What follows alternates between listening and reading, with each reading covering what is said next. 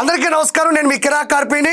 2 సార్లు ఎంపీగా గెలిచి లోక్సభకు వెళ్ళినటువంటి వ్యక్తి, సీనియర్ కాంగ్రెస్ నాయకుడు, వృత్తిరీత్యా లాయర్ అయినటువంటి ఉండవల్లి అరుణ్ కుమార్ గారు అంబటి రాంబాబు యొక్క జైలు జీవితం గురించి, తిరుమల లడ్డూ ప్రసాదంలోని కల్తీ నెయ్యి గురించి ఏం మాట్లాడాడో ఒకసారి విందాం. సెంట్రల్ జైల్లో అనేది 30 చోట్ల నుంచి కంప్లైంట్లు పెట్టాం. కొత్త వరవాడికి శ్రీకారం చుట్టారు చంద్రబాబు నాయుడు గారి ప్రభుత్వం. ఎట్టుపోతుందో చూడాలి. ఇక్కడ ఉండవల్లి అరుణ్ కుమార్ గారు అంటున్నారు, ఆయన్ని కావాలనే 30 కేసులు పెట్టి లోపల పంపించారు అంటున్నారు. నువ్వు నిజంగా లాయరువేనా? నువ్వు నిజంగా లాయరు అయితే లా మీద నీకు నమ్మకం ఉందా లేదా? లా గురించి నీకు తెలుసు కదా, కోర్టు గురించి నీకు తెలుసు కదా.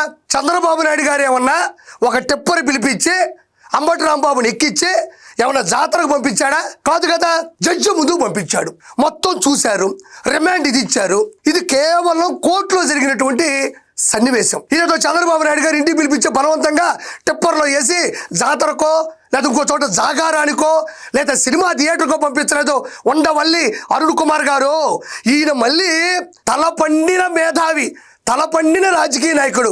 చాలా మందికి తెలియదు తలపండిన రాజకీయ నాయకుడు అంటే ఏంటో అని. ఇలా చూడండి, తల పండిపోయింది, ఒక నల్లింటికి కూడా లేదు, రాజకీయ నాయకుడు. ఇలాంటి వాళ్ళనే తలపండిన రాజకీయ నాయకుడు అంటారు. నీకు ఆ మాత్రం లేదా? నువ్వు లాయర్గా ఉన్నావు, అనుభవజ్ఞుడైనటువంటి లోక్సభకి వెళ్ళావు, మినిమం సెన్స్ లేదా? కామన్ సెన్స్ లేదా? దేనికోసం ఈ రోజు వైఎస్ఆర్సీపీ పార్టీలో ఉండే అంబటి రాంబాబుకి ఎందుకు సపోర్ట్ చేస్తున్నావు నువ్వు? పబ్లిక్ గా 4 సార్లు ముఖ్యమంత్రి అయినటువంటి నారా చంద్రబాబు నాయుడు గారిని లంకారంతో, అహంకారంతో సంబోధిస్తూ మాట్లాడితే దాని మీద కేసు ఫైల్ అయితే రిమాండ్ ఖైదీగా పంపించారు. మరి ఆ రోజుల్లో నారా చంద్రబాబు నాయుడు గారిని అనవసరంగా ఎలాంటి కేసు ఫైల్ అవ్వకపోయినా 52 రోజులు జైల్లో పెట్టి చిత్రహింసలు పెట్టినప్పుడు నీ తల పండిన ఈ తల, నీ తపస్సు, నీ మేధస్సు ఏమైపోయింది? ఆ రోజు చాదస్తం ఏమన్నా వచ్చిందా? లేవన్నా డబ్బులకి ఏమన్నా అమ్ముడిపోయినావా? ఆ రోజు ఎందుకు నువ్వు మాట్లాడలేదు అని ఈ రోజు నేను అడుగుతున్నా. ఆరోగ్యకరమైనది కాదు, చాలా టూ మచ్ గా వ్యవహరించారు. టూ మచ్ కాదు, హౌ మచ్? ఎంత తీసుకున్నావు నువ్వు? టూ మచ్ గా వ్యవహరిస్తున్నారంటయ్యా. మరి ఆ రోజు అంబటి రాంబాబు అసెంబ్లీలో భువనేశ్వర్ గారిని పట్టుకొని అనుచిత వ్యాఖ్యలు చేసినప్పుడు, వాళ్ళ కుటుంబం గురించి దారుణంగా మాట్లాడినప్పుడు ఏమైపోయినావు నువ్వు? అప్పుడు టూ మచ్ అనిపించలేదా?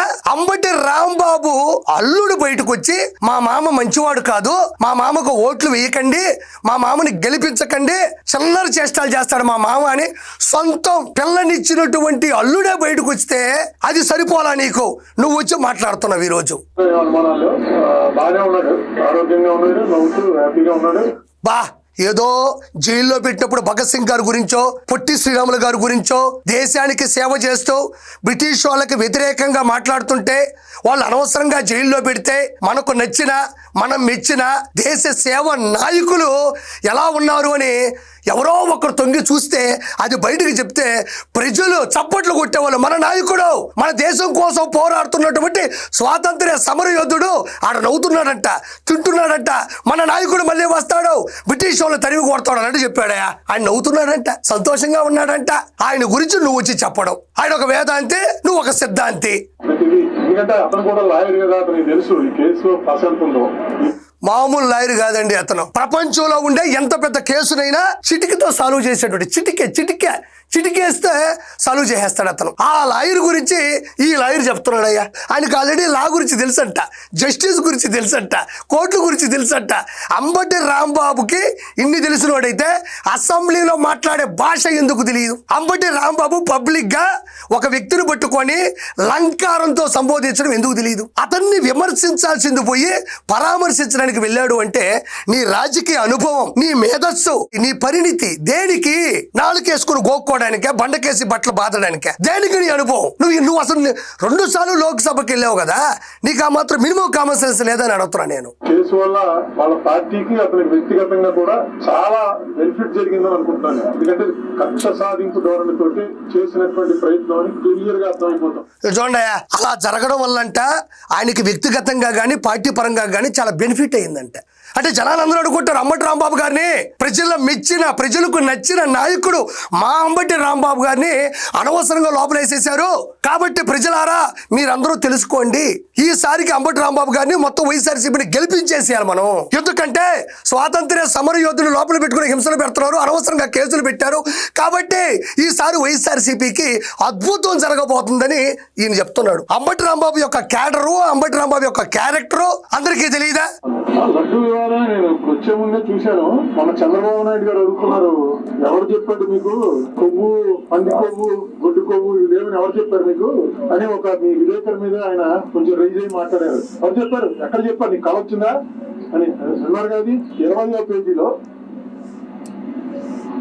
ఎంత క్లియర్ గా ఉంటే నీకు ఇది ఒకసారి చూడండి. ఎందుచేత చంద్రబాబు నాయుడు గారికి వాళ్ళు ఇచ్చే ఫీడింగ్ సరిగ్గా ఇవ్వలేదో నాకు అర్థం లేదు. ఒకసారి చూడండి. ఫీడింగ్ సరిగ్గా ఇవ్వలేదో నాకు అర్థం లేదు. 20వ పేజీలో ఎంత క్లియర్ గా ఉంటే నీకు ఈ 2 కలద్దాలు సరిపోయేటట్టు లేవు. రోడ్డు మీద వెళ్తా ఉంటాయి కదా, ఒక 2 లారీలు, 3 బైకులు, 6 కార్లు ఆపు, ఆ అద్దాలు పెరుక్కో, అవి వేసుకో, అప్పుడు క్లియర్ గా అర్థం అవుతుంది నీకు. అందుచేత చంద్రబాబు నాయుడు గారికి వాళ్ళు ఇచ్చే ఫీడింగ్ సరిగ్గా ఇవ్వలేదో నాకు అర్థం లేదు. The absence of cholesterol in the samples also suggest that the chances for presence of టాలో, lot and fish oil are very low. లేవు అని ఎప్పుడు ఎవరు, వెరీ లో అంటే లేనట్టే లెక్క. లో ఫ్యాట్ అంటే నో ఫ్యాట్ అంటండి. లో ఫ్యాట్ అంటే నో ఫ్యాట్, లేనట్టేనంట. ఇంకోసారి వినండి. వెరీ లో, లేవు అని ఎప్పుడు ఎవరు, వెరీ లో అంటే లేనట్టే లెక్క. 11 వస్తే 11 ఇస్తే ప్రతిపక్ష హోదా లేనట్టే లెక్క. అది ఎందుకు చెప్పలేదు నువ్వు జగన్మోహన్ రెడ్డికి? నువ్వు లాయరు కదా, రాజ్యాంగం గురించి, సెక్షన్ల గురించి రాజకీయ అనుభవం కదా, తల పండిపోయింది కదా, నువ్వు ఎందుకు చెప్పట్లేదు?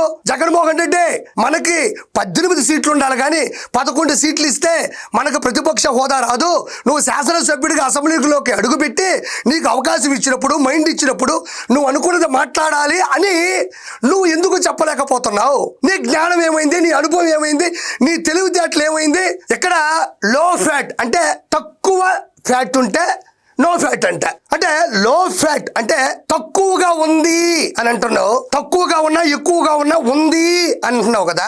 మరి ఉంది, అది ఉంది, అది ఎందుకు ఉండాలి? అది ఎందుకు కలవాలి? అలా ఉంది అంటే ఉన్నట్టే కదా, లేనట్టు ఎలా అవుతుంది? లో ఫ్యాట్ అంటే తక్కువ ఉంది, అది నో ఫ్యాట్ ఎందుకు అవుతుంది?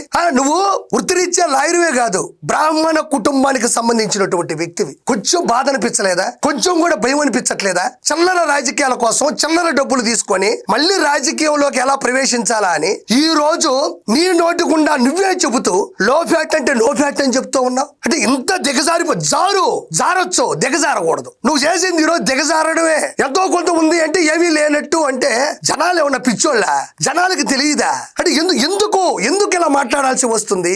వాళ్ళు సేవ్ చేయాలా, లేకపోతే వాళ్ళు సేవ్ చేయాలా, వాళ్ళు ప్రొటెక్ట్ చేయాలా? నిజంగా చెప్తున్నా ఇక్కడ చూడండి, ఈ తనంతా చూడండి. నాకు మీకేం వైరం లేదు, నేను మీకన్నా చాలా చిన్నవాడిని. మీ రాజకీయ అనుభవం వేరు, ఈ రోజుతో పోయింది ఆ రాజకీయ అనుభవం. ఈ రోజుతో నీ జీవితం శూన్యం. ఇక్కడ చూడండి, ఈ తలం చూసిన తర్వాత ఎవరైనా ఏమంటారు? తల పండిపోయింది అంటారు. ఈ రోజుతో నీ పాపం పండిపోయింది. గుర్తుపెట్టుకో ఉండవల్లి అరుణ్ కుమార్, ఇది చూస్తే తల పండిపోయింది. ఈ రోజుతో నీ పాపం పండిపోయింది. రానున్న గడియల్లో, రానున్న రోజుల్లో ఆ శ్రీ వెంకటేశ్వరి యొక్క దెబ్బకి నువ్వు అధఃపాతాళానికి వెళ్తావు. గుర్తుపెట్టుకో. Thank you so much.